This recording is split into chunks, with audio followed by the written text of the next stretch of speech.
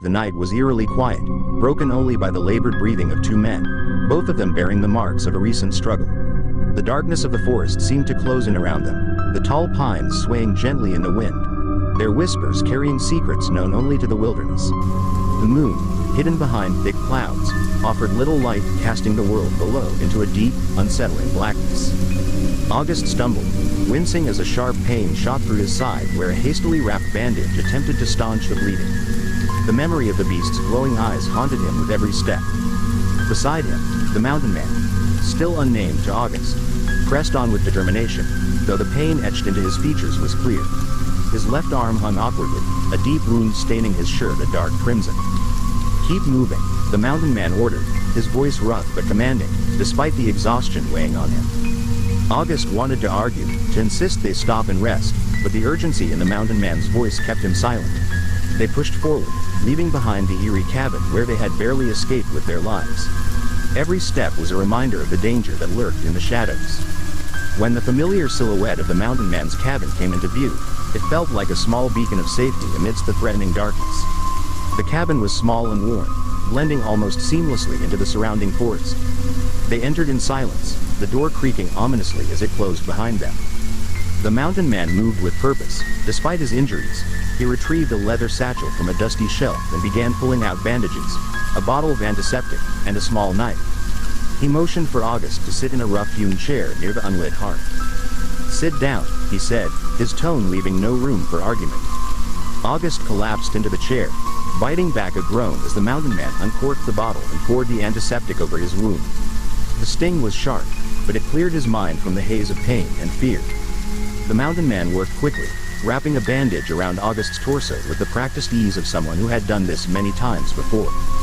"You've done this before," August muttered through clenched teeth, watching the mountain man's hands move with precision. The mountain man didn't respond, instead handing August a tin cup filled with water.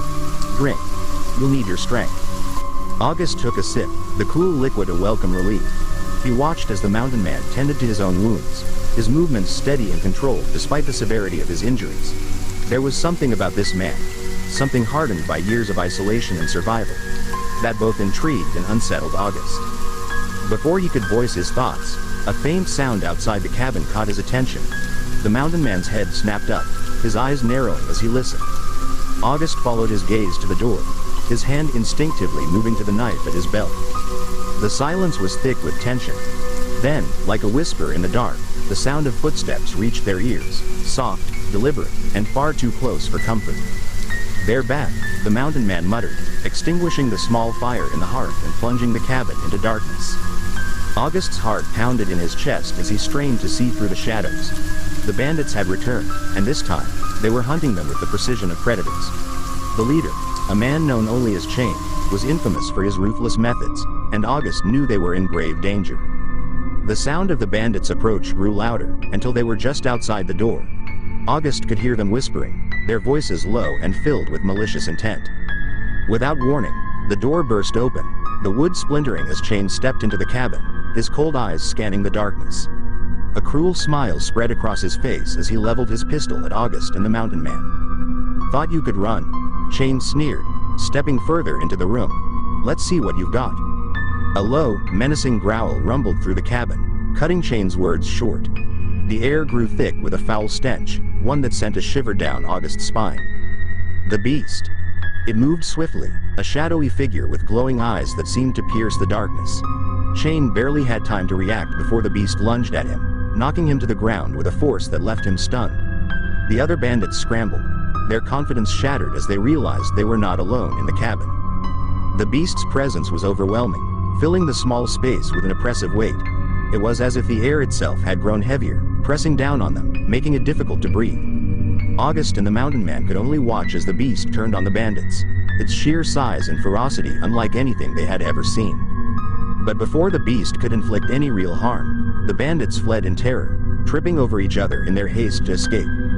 The cabin was silent once more, the only sound the ragged breathing of the two men left behind.